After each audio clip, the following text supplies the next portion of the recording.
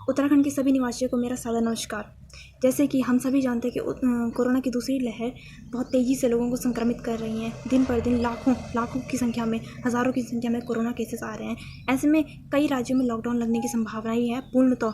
हालांकि अभी कुछ राज्यों में हम सभी जानते हैं कि जैसे महाराष्ट्र जैसे राज्यों में अभी नाइट कर्फ्यू लग रहा है, और भी कई राज्य ऐसे हैं जहाँ नाइट कर्फ्यू की तैयारी हो चुकी है, लग चुका है। यूपी, उत्तराखंड, महाराष्ट्र और कई ऐसे राज्य हैं जहाँ नाइट कर्फ्यू लगने की पूरी संभावना है और लग भी चुका है।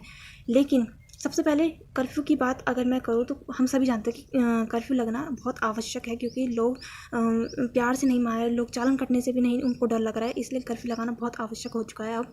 लेकिन इसके साथ साथ ही कई ऐसे सार्वजनिक स्थान हैं, पब्लिक प्लेस हैं जहाँ जिनको बंद कर दिया गया है। उनमें सबसे पहले स्कूल, कॉलेज और कोचिंग सेंटर ही आते हैं, क्योंकि सरकार के हिसाब से कोई भी चुनाव रैली करना या वोटिंग करना या अपना प्रचार करना या अपनी भाषणबाजी करना, और रेस्टोरेंट्स हो गए और कई होटल्स हो गए, पब्लिक प्लेस, पार्क्स वगैरह, ये सब बंद करने से कोई फ़ायदा नहीं, क्योंकि यहाँ कोरोना संक्रमण तो फैलता है नहीं, और दिन में भी संक्रमण फैलता नहीं है, मुझे लगता है शायद। तो इस वजह से नाइट कर्फ्यू लगा दिया गया है और बाकी सारी चीज़ें खुल रहा है। लेकिन जब नोटिस आया गया तो उनमें सबसे पहले कोचिंग सेंटर और स्कूल और कॉलेजेस ये सब बंद कर दिए। कॉलेज खैर खुले ही कहाँ थे, जब से कोरोना आया है तब से कॉलेज खुले नहीं है, स्कूल खुले नहीं है। फिर भी जो छात्र अभी पेपर देने के बहुत करीब थे, पेपर उनके चल ही रहे थे, उनके जैसे गढ़वाल वीवी की मैं अगर बात करूँ तो यहाँ पेपर बच्चों के चल ही रहे थे। लेकिन सडन क्या हो गया कि हरिद्वार पे जैसे कि कुंभ का मेला लगा हुआ है, उसकी वजह से संक्रमण लगातार फैलता जा रहा है।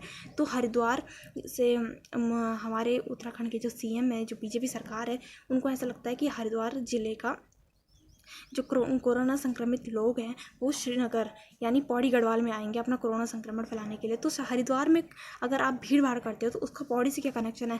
आप वहीं बैन कर दो उन लोगों को, वहीं रोक दो उन लोगों को, वहीं उनकी जांच कीजिए, वहीं उनको क्वारंटीन कीजिए। लेकिन आपको गढ़वाल वीवी की, जो कि केंद्र की यूनिवर्सिटी है, उसको बंद करना सबसे पहले, जबकि आपको पता है कि वहाँ कितने ही बच्चे ऐसे जुड़े जिनको अब डिग्री मिलनी थी, जिनकी अब ग्रेजुएशन पूरी होनी थी, जिन्होंने अपना फाइनल करना था।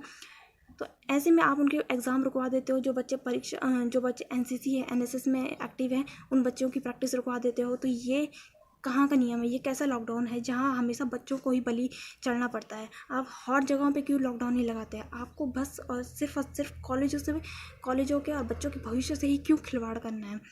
तो मेरा बस इतना कहना है कि कॉलेज, कोचिंग सेंटर और स्कूल को ही खोला जाए और बाकी हर चीज़ों को बंद कर दिया जाए, तो इससे शायद कोई बुरा प्रभाव नहीं पड़ेगा। बच्चों का भविष्य ज़्यादा इंपॉर्टेंट है, और चीज़ें तो बात की बात है।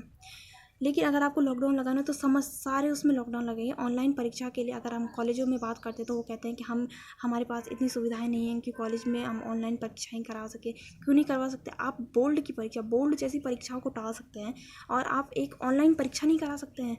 आप 10वीं का बोर्ड वैसे भी आपने ख़त्म कर ही दिया है, तो मतलब आपके हिसाब से वो लोग बेवकूफ़ थे जिन्होंने 5 का बोर्ड दिया, 8 का बोर्ड दिया, 10 का बोर्ड दिया और 12 का बोल दिया। कुछ सालों बाद आप 12 का बोर्ड भी ख़त्म कर दोगे। क्यों? क्योंकि आपका एजुकेशन सिस्टम तो वैसे भी बहुत ख़राब था, लेकिन आपने इन बोर्ड्स को ख़त्म करके और एजुकेशन सिस्टम को गिरा दिया। अब बच्चा पढ़ना ही नहीं चाहते। बच्चों का ऐसा लगता है कि हाँ, सरकार ने 10th का बोर्ड तो ख़त्म कर दिया, अब हम क्यों पढ़ें? अब वो इतनी मेहनत करना ही नहीं चाहते पढ़ाई के लिए।